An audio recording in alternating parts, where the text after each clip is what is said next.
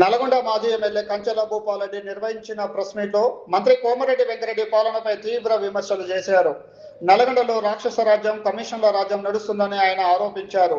Double bedroom ఇళ్ల పంపిణీపై reverification చేసి అర్హులకు మళ్లీ డ్రా ద్వారా ఇల్లు కేటాయించాలని డిమాండ్ చేశారు. సిపిఎం కార్యాలయంపై పోలీసుల చర్యను తీవ్రంగా ఖండించిన భూపాలరెడ్డి బాధ్యులైన పోలీసు అధికారులపై చర్యలు తీసుకోవాలని అన్నారు. త్వరలో డీజీపీని కలిసి ఫిర్యాదు చేశామని తెలిపారు.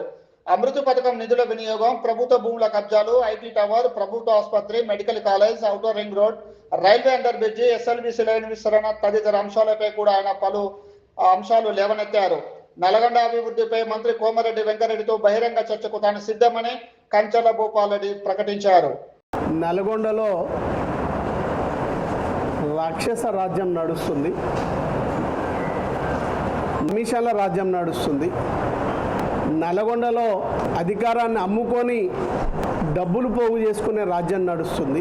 దీనికి అంతటి కూడా కోమటిరెడ్డి వెంకటరెడ్డి ఎమ్మెల్యేగా మంత్రి అయి ఆయనకు సంబంధించినటువంటి రైట్ టు లెఫ్ట్ మధ్యలో మీడియం ఇదివరకు ఉన్న మాజీ పిఏ ముగ్గురు కలిసి ఈ నల్గొండని మరి చివరికి ఇంకొక 2 ఏళ్లలో నల్గొండలో ఉన్నటువంటి ఆస్తులన్నీ కూడా అమ్మేసి మరి డబ్బులు చేసుకోవాలనే ఆలోచనతో ఇలా కోమటిరెడ్డి వెంకరెడ్డి బృందం ఉంది అని మరి ఈరోజు లాస్ట్కు చివరికి వాళ్ళ దాహర్తి ఎంతవరకు వచ్చిందంటే పేద ప్రజలకు కేసీఆర్ గారి నాయకత్వంలో కట్టినటువంటి డబల్ బెడ్రూమ్లను కూడా అమ్ముకొని ఒక్కొక్క దాని మీద 3 లక్షలు 4 లక్షల రూపాయలు క్యాష్ చేసుకునే వరకు వాళ్ళ దార్తి తీరలేదు అనేది నిన్న జరిగినటువంటి డబల్ బెడ్రూమ్లో పంపకం ఏదైతుందో మరి అక్షరాల రుజువు చేస్తూ ఉంది. మరి దానిపైన మరి అదేవిధంగా నల్గొండలో మున్సిపాలిటీకి సంబంధించినటువంటి కార్పొరేషన్కి సంబంధించినటువంటి అభివృద్ధి కార్యక్రమాల మీద మరి ఇవాళ నల్గొండ ప్రజలు ఏ విధంగా ఆవేశపడుతుండ్రో, నల్గొండలో ఉన్నటువంటి ప్రతి 48 వార్డులకు సంబంధించినటువంటి కాంగ్రెస్ గెలిచినా, బీజేపీ గెలిచినా, బీఆర్ఎస్ గెలిచినా, కమ్యూనిస్టులు గెలిచినా, ఎవరు గెలిచినా ప్రతి కుటుంబం ఆలోచనలో పడింది.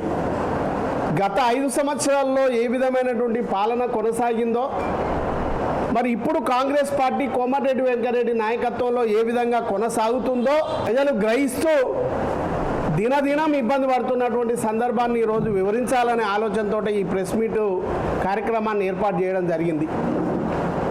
సోదరులారా, నల్గొండ ప్రజలారా, ఒక్కసారి ఆలోచన చేయండి.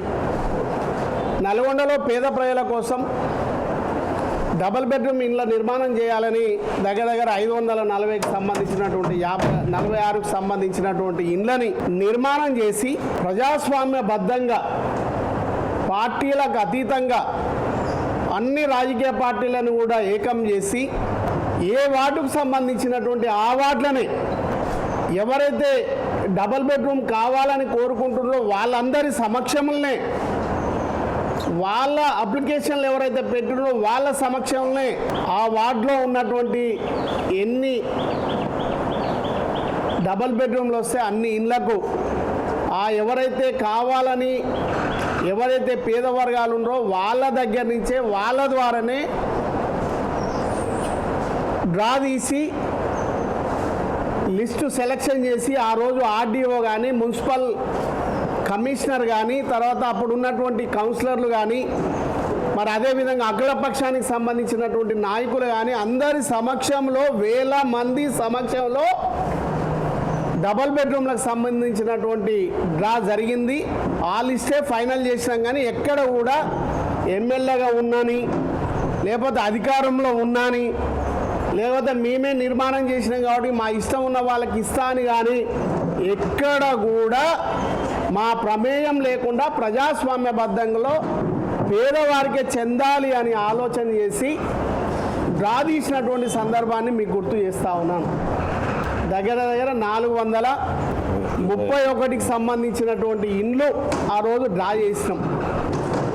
తర్వాత కలెక్టర్గా ఉన్నటువంటి కలెక్టర్ దగ్గరికి ఫిర్యాదులు గ్రీవియన్సీలో వచ్చినటువంటివి కానీ, అదేవిధంగా ఇది ఎంతవరకు ధర్మమో ఒకసారి ఆలోచన చేయండి. సిపిఎం పార్టీకి సంబంధించినటువంటి వాళ్ళు అడిగింది ఏంది, పేద వర్గాలకు సంబంధించినటువంటి వారికి న్యాయబద్ధంగా మళ్ళా గతంలో భూపాల్ రెడ్డి గారు ఎమ్మెల్యేగా ఉన్నప్పుడు గతంలో ప్రభుత్వంలో ఏ విధంగా చేసిర్రో ఆ విధంగా మళ్ళీ లాటరీ తీయమని అడిగినరు తప్ప దానికి అధికారులు కూడా న్యాయబద్ధంగా చేయాల్సిన దాన్ని పోయి నిన్న కమ్యూనిస్టు పార్టీకి సంబంధించినటువంటి నాయకులని పార్టీ ఆఫీస్ మీద దౌర్జన్యం చేసి ఎవరైతే పోయినరో, ఎవరైతే వారి మీద ఆ ఆఫీస్ మీద దండయాత్ర చేసిండ్రో వాళ్ళని ఖచ్చితంగా ఆ ఎస్ఐని ఖచ్చితంగా సస్పెండ్ చేయాల్సినటువంటి అవసరం ఉందని మీ ద్వారా డిమాండ్ చేస్తూ ఉన్నాను.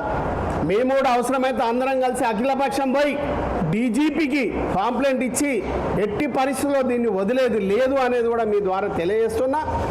ఖచ్చితంగా సిపిఎం పార్టీ కానీ ఇంకా ఈ పేదవారికి అండగా ఉండే పార్టీలు ఎవరు వచ్చినా వారికి అండగా నిలబడడానికి బీఆర్ఎస్ పార్టీ కంపల్సరీ వారికి మద్దతుగా ఉంటుందనేది కూడా ఈ ప్రెస్ ద్వారా తెలియజేస్తూ, మరి ఏవైతే నిన్న డబుల్ బెడ్రూమ్లకు సంబంధించినటువంటి 240 ఒక్కొక్కటి ఇంటూ 3 నుంచి 4 లక్షల రూపాయలకు అమ్ముకున్నారో అవన్నీ కూడా మళ్ళీ డ్రా ద్వారానే ఇవ్వాలి. ఇవ్వకపోతే ఖచ్చితంగా మేము ఆ డబుల్ బెడ్రూమ్ల దగ్గరికి పోతాం. ఆ పేదవారికి ఇచ్చేంతవరకు మా పోరాటం కొనసాగుతూనే ఉంటుంది. ఇప్పుడు మీరేమన్నా మీ అధికార బలంతో మీ దౌర్జన్యాలతోటి మమ్మల్ని ఏమన్నా ఇబ్బంది పెడితే మీరేవైతే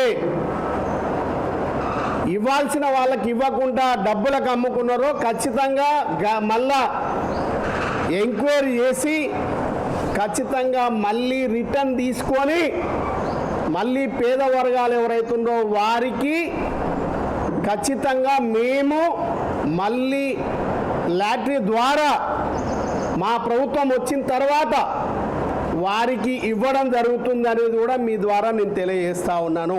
ఆ వెంచర్లలో రోడ్లు వేస్తున్నటువంటి సందర్భాన్ని గుర్తు చేస్తున్న సోదరులారా, పాత్రికేయ మిత్రులారా, దీన్ని మరి ప్రజల సొమ్ముని ఏ విధంగా దౌర్జన్యంగా వాళ్ళ సొంతానికి ఉపయోగించుకుంటున్నారో మీరు ఒకసారి ఆలోచన చేయాలని మీ ద్వారా నేను తెలియజేస్తూ ఉన్నాను. రాబోయే రోజుల్లో దాన్ని ఖచ్చితంగా బయటికి తీసేది ఖాయం.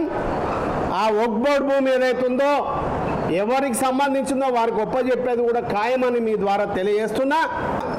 ఒక్కొక్కటి 3 లక్షలకు 4 లక్షల రూపాయలు అమ్ముకుంటున్నాం కోమటిరెడ్డి వెంకరెడ్డి. అందుకేనా? ఓకే, మేము ఇల్లు కంప్లీట్ చేసినాం, మొత్తం కంప్లీట్ చేసినాం. డ్రైనేజు తర్వాత మౌలిక వసతులు కూడా మేము శాంక్షన్ చేసినాం. 12.5 కోట్ల రూపాయలు మేము శాంక్షన్ చేసిందే, ఆయన రూపాయి కూడా ఇయ్యలే. 12.5 కోట్ల రూపాయలు కేసీఆర్ ప్రభుత్వంలో జీవో ఇచ్చి రిలీజ్ చేసిందే. ఆ డబ్బులతోటే డ్రైనేజ్ కానీ మౌలిక వసతులు కానీ కంప్లీట్ అయినాయి.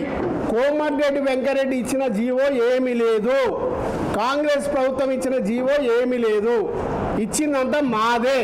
కేసీఆర్ గారి నాయకత్వంలో మౌలిక వసతులు కానీ డబుల్ బెడ్రూమ్లు కానీ అన్నీ కూడా కంప్లీట్ చేసింది కేసీఆర్ గారి నాయకత్వమే. మేము అనేది ఏంటంటే ఇవ్వండి, ఏదైతే లాటరీ పద్ధతులను వేయండి, ఏమైనా మిగిలి ఉంటే కూడా మళ్ళీ ఎంక్వైరీ చేయండి. పేదవారికే ఇవ్వండి కానీ రూపాయి తీసుకోకుండా ఇవ్వండి. కానీ ఏవైతే 241 ఏవైతున్నా అవన్నీ కూడా మళ్ళీ లాటరీ ద్వారా ఇవ్వండి. లేకపోతే మాత్రం యుద్ధమే సమరమే.